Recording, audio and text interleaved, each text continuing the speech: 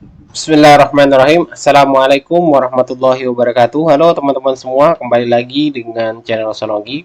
Baik, di kesempatan yang baik ini kami kembali akan berbagi informasi terbaru seputar seleksi P3K 2024 yang mana BKN kembali merilis perihal data terbaru untuk statistik pendaftaran, baik itu untuk yang pelamar memenuhi syarat dan juga tidak memenuhi syarat. Oleh karena itu, silakan disimak sampai selesai untuk mendapatkan informasi dan penjelasan selengkapnya. Baik teman-teman, langsung saja berkaitan dengan pendaftaran P3K 2024 yang mana sudah kita ketahui bersama jadwalnya sampai dengan tanggal 20 Oktober 2024 dan sekarang sudah di tanggal 19 Oktober. Artinya tinggal satu hari lagi penutupan pendaftaran untuk P3K 2024 baik untuk guru, teknis dan juga kesehatan. Namun di sini yang kami dapatkan data terbaru yang sudah disampaikan kembali oleh BKN perihal statistik pendaftaran P3K 2024 yang kita mulai di sini ada update terbaru yang kami dapatkan dari P3K Guru dulu teman-teman. Untuk jumlah pendaftar per tanggal 18 Oktober 2024 untuk data saat ini jumlah pendaftar itu sudah mencapai di angka 247.451 untuk pelamar P3K Guru. Nah, untuk yang sudah submit teman-teman per tanggal 18 Oktober, tentunya angka dari update data sebelumnya ya itu signifikan naiknya sudah mencapai di angka 186.498. Kemudian yang sudah dianggap memenuhi syarat ataupun yang sudah dilakukan verifikasi oleh instansi masing-masing jumlahnya sudah mencapai di angka 63.108. Dan kabar buruknya tentunya dari hasil pendaftaran yang sudah dilakukan oleh rekan-rekan honorer di SSCSN di masing-masing instansi itu ada yang dinyatakan TMS teman-teman atau tidak memenuhi syarat itu mencapai di angka 2.963. Ini untuk yang P3K Guru. Ini angka yang cukup banyak ya teman-teman.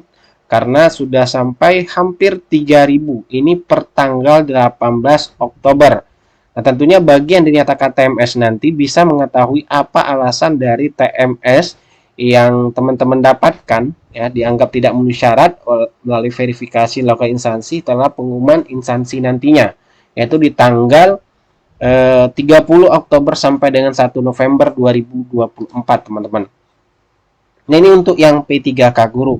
Nah, kemudian untuk yang tenaga kesehatan di sini data yang kita dapatkan untuk update per tanggal 18 Oktober 2024 jumlah pelamar ya yang sudah daftar untuk P3K Nakes itu mencapai di angka 88.381 dan yang sudah submit itu di angka pelamar yang sudah submit 47.477. Sedangkan yang memenuhi syarat itu di angka pelamarnya 13.197. Dan juga di tenaga kesehatan juga ada yang dinyatakan TMS. Namun kalau kita bandingkan dari P3K Guru itu jumlahnya lebih kecil ya teman-teman, yaitu sekitar di angka 398. Ini untuk update per 18 Oktober. Tentunya ini lebih kecil karena rasio dari pendaftar dan juga dari pelamar P3K kesehatan itu lebih sedikit ya dibanding dengan P3K Guru.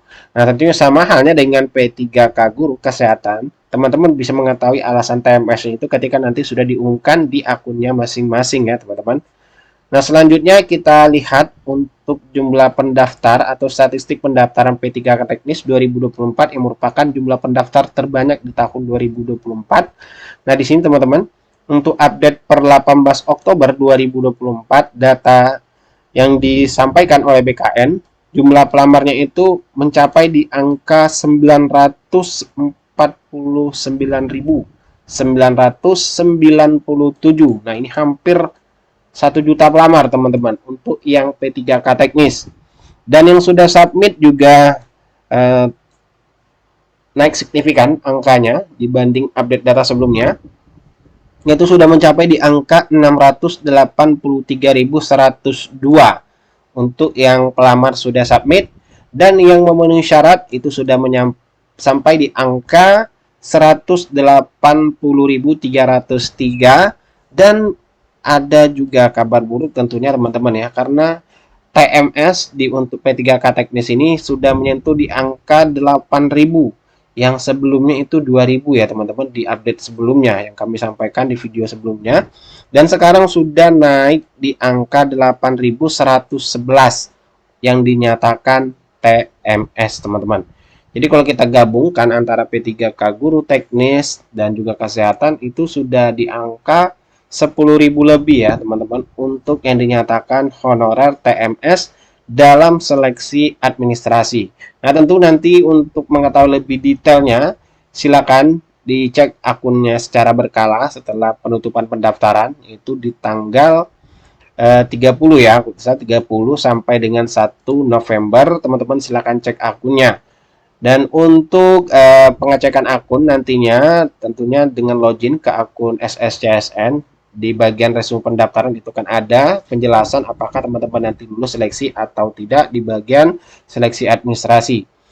Nah, untuk menjadi catatan penting juga dari tahun-tahun sebelumnya, berkaca dari tahun sebelumnya, beberapa yang menyebabkan TMS itu memang kebanyakan dari persyaratan dokumen ya teman-teman.